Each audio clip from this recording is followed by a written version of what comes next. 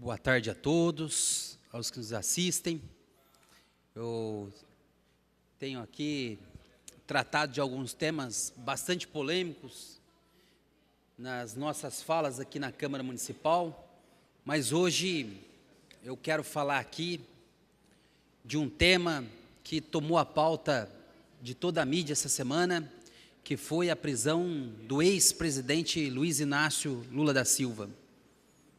Eu não tenho nenhuma intenção em esconder, em negar apoios que eu já dei ao ex-presidente Lula.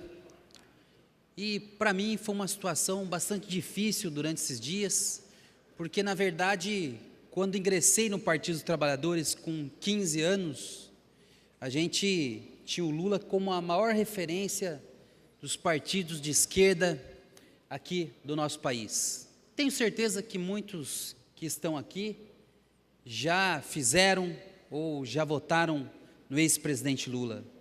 Inclusive, a presidente da casa aqui que tem foto com o ex-presidente Lula. Nós vivemos um tempo, não só no Brasil, mas um tempo no mundo, onde o ódio tem tomado, muitas vezes, o espaço da política. Isso não é um evento que só está acontecendo no nosso país.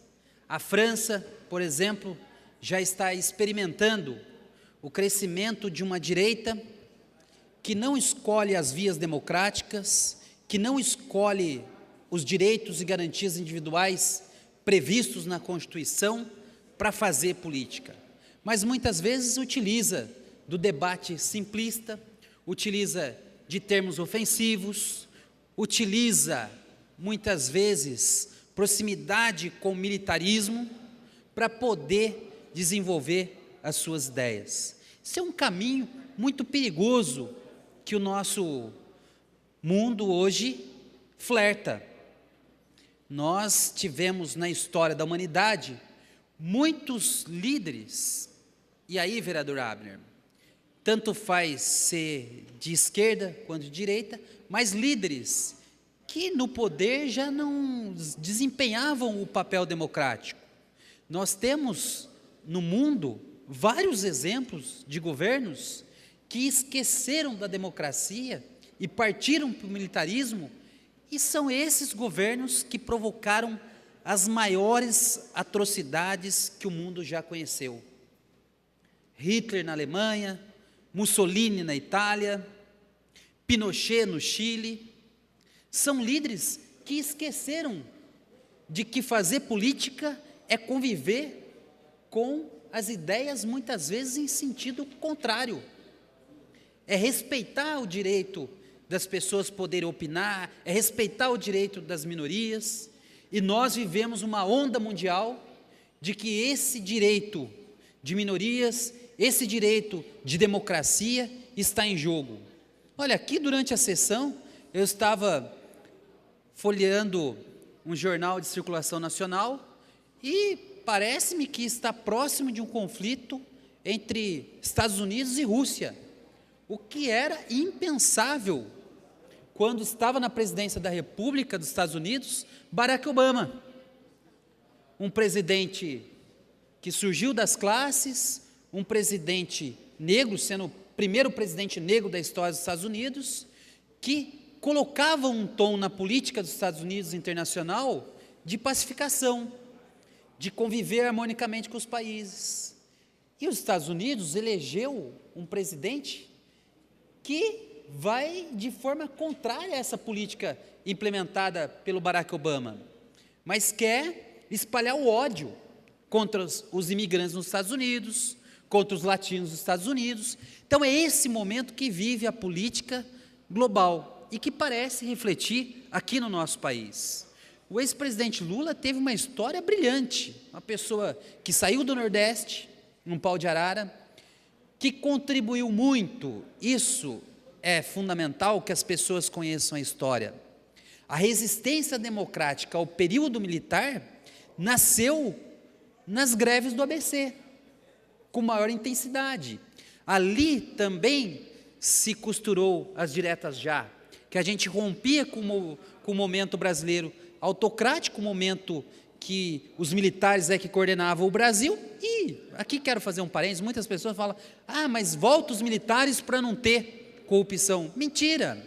Os grandes escândalos que tiveram nos governos militares não vieram à tona, porque os militares censuravam a imprensa, censuravam inclusive as instituições públicas, não se funcionava poder judiciário livremente, não se tinha Ministério Público, não existia Defensoria Pública. É por isso que alguns dizem que nessa época não havia escândalos. É óbvio que não, pois a imprensa toda censurada não poderia noticiar esses grandes escândalos que também tiveram no governo militar. Então eu não acho que a saída é o ódio, eu acho que a saída é o entendimento. E olha para você ver, vereador Juarez, o presidente Lula, no seu governo, o Brasil cresceu em níveis que jamais tinha crescido, sustentável. A gente visitava as famílias e era difícil ver uma casa onde as pessoas não tinham emprego. Hoje nós percorremos a cidade e a maioria das famílias estão desempregadas. Luz para todos, o vereador Juarez lembrando aqui, um programa que levou energia elétrica para o Mato Grosso, Rondônia, lugares onde não tinha acesso à energia elétrica. Mas eu destaco aqui um projeto extremamente importante, e talvez esse é o que mais incomodou alguns setores da sociedade brasileira. Eu lembro bem, vereador Abre. Pois não, vereador Juarez. Vereador, cede uma parte, por favor. Eu também sou nordestino, viu? Lá do lado da terra do Lula, né?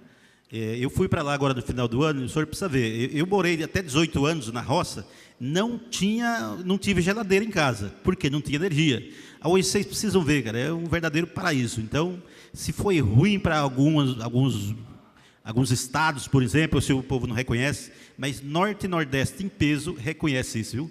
Então, hoje tem luz para todos, tem água, sabe aquelas construções de cisternas, exatamente. Então, mas eu gostaria de agradecer o espaço que o senhor nos cedeu, e aí fazer um convite que eu acabei passando despercebido, esquecido, se o senhor me permite, convidar a população do Jacareí para a festa do milho, lá no Jardim Colônia, que começa agora no sábado, né, a partir das 9 horas, e se estende até o domingo, 10 horas da manhã. Então fica aí o convite para toda a população do Jacareí, inclusive vocês aqui, vereadores e os familiares, tá bom? Muito obrigado pelo espaço. Ótimo, Juarez.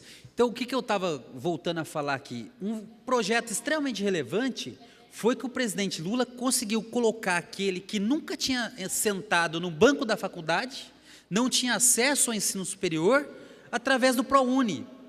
Melhorou o FIES. É esse tipo de política que ajudou a gente a melhorar a condição do jovem, sobretudo aquele que não tinha condição de entrar numa universidade. Nós não podemos ir tão longe assim.